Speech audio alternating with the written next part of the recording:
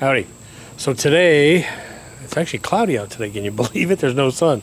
I'm going to talk to you real quick about creating a base or foundation for a shed. If you're having a shed built, a shed delivered, whatever it is, there's a bunch of options out there, and let me just cover them. But I'm going to show you the way that I started doing it about 7 years ago. So hold on.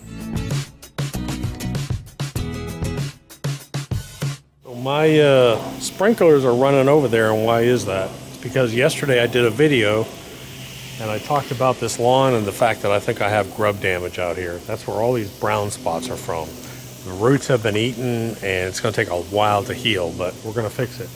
So I just came out, UPS pulled up a couple hours ago, brought me some of the double kill. So I came out here and I did my second application of this, because you want to do a real heavy application if you've got bad grub problems. So I've got the irrigation system running. The backyard is not looking that great, but it is healing. The front yard's looking great though. So I'll show you that. But let me talk to you about the shed. Now this shed back here, I had installed years ago. What is it, 4 or 5 years ago? But I built my foundation the same way. Now most people will come out and basically put blocks. They'll take cinder blocks, they'll put cinder blocks, they'll level it. Some people build a wood foundation and level it. I didn't want, one of the problems is creatures that get inside there. The other problem is water that will accumulate under there. So I wanted a solid seal, and I'll tell you how I did this. I did some experimenting. Sometimes people will build a wooden frame and then they'll fill that wooden frame with gravel, and that works. But what I did was I just came out with regular 57 gravel. So it's kind of hard to see here because I put river gravel over it. But there is 57 gravel that's on here. And then as the pitch of the area, excuse the mess, we're cleaning this back area out. So see in here, see how that gravel gets tall back there? On this shed, what I did was I took gravel, it was a lot of gravel, and I basically made a big line all the way around the where that shed was gonna sit. And then, because I knew their floor joists were going to go this way, I actually did 2 lines of gravel this way. And they were able to just come in, and if they needed to adjust it, they could just put some blocks on top of that. But I basically sealed that whole entire edge around there. Now, 57 gravel is large gravel, so what I did to keep it from moving is I actually went and put very dry sand on top of that. Just filled it with sand. That sand went down and sort of locked it all in place. Now that shed is perfectly level. It hasn't moved in 5 years, completely stable. If I needed to make an adjustment, I mean, technically speaking, I could jack this shed up and move the gravel underneath it too. So that's one way to do it. So let me take you out to the property. I'm getting a real big shed delivered. I'm getting a 16 by 20, and I'm going to show you what we did out there, which was an improvement on this, and man, it is amazing. So hold on. So my tree guys are here today, finishing up, doing a few things.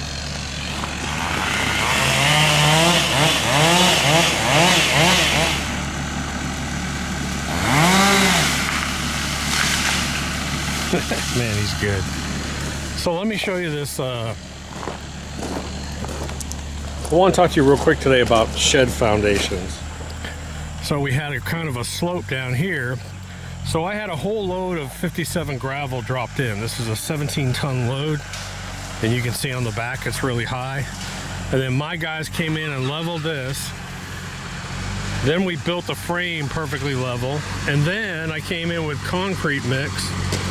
And the concrete mix, I made it kind of wet, and we just poured it right down in here, and then I sort of spaded it up on all of it. But man, let me tell you what, this thing is rock solid. So this is exactly 16 by 20, which is exactly the same size as the shed. And you'll notice I have a lot of beams running this way, the joists, because their joists are going to run opposite this way. But man, this thing is rock solid.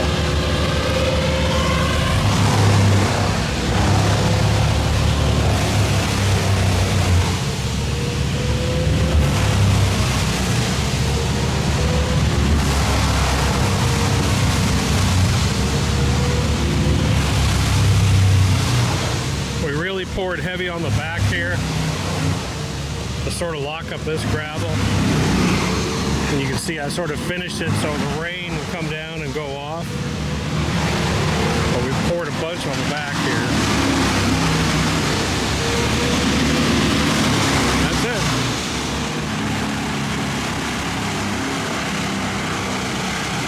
That's a whole tree going in there.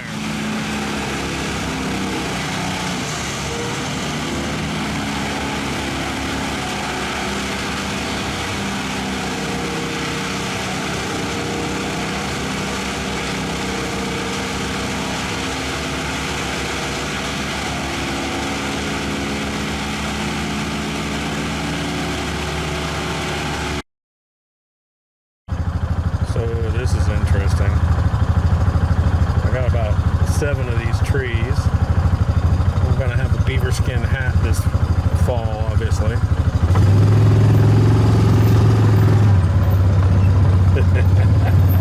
Look at that. That's fresh. I have a certified pond guy coming. He's certified by the state of Georgia. And he'll be taking all these trees off this berm, which destroy berms, all the roots. And he has to do both sides, and then he has to repair the berm. So he's coming in about 2 months, so chew away, beavers. Morning. So what am I doing today? I'm sighting in. I am sighting in my beaver gun. There's a 22 action bolt with a 6 to 20 power scope on it. It's like a little sniper rifle. And why is that? It's because I've got a beaver in here somewhere, and there is no beaver house. There's no place where he lives. And so when I see him, he will probably be at 100, 150 yards away. And I need to be able to take a perfect shot if I see him, because he's tearing up all these trees. So I put the good scope on the rifle last night and just sighting it in. So.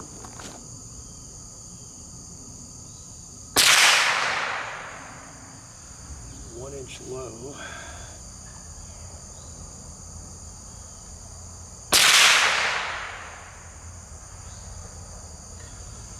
One inch. I need to go 1 inch to the left. Okay, so I'm in the upper field up here. I got about 100 yards shot up to that tree up there. Let me go look at it. I think I got it sighted in, so I'm soaking wet. My tree guys are here today. We're doing some final cleanup work. We're talking about the beavers down here. And I got to get this beaver. So I either got to trap him or I got to kill him.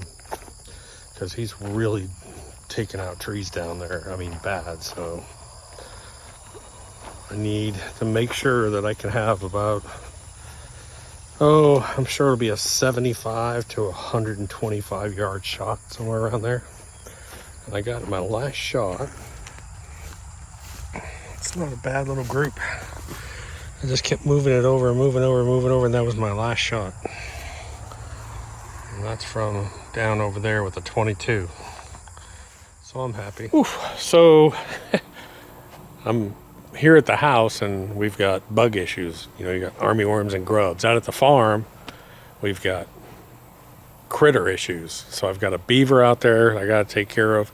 We have a few coyotes out there, and we've got so many baby deer out there, and we may want to have some free-range chickens. So I want to keep an eye out for coyotes. I have seen a couple of them or heard them, and that's about it. But you just got to be ready for them. Welcome to farm life. So anyways, this little shed thing that I do, it really works out well. It's not easy, I'll tell you that. A lot of people think it's easy just to dump some gravel, but it's a lot of gravel. If you don't have to have a solid seal on it, you can just use cinder blocks. Just use cinder blocks and put your shed up. But for us, my big concern, we have a bunch of barns and sheds out on the farm property already, and guess what? There's critters living under it. There's snakes, there's raccoons, there's everything living under them. So I wanted a solid seal foundation on it. It's just an idea. You know, do it the way you want, but that's the way I'm doing it. More videos coming. Doc.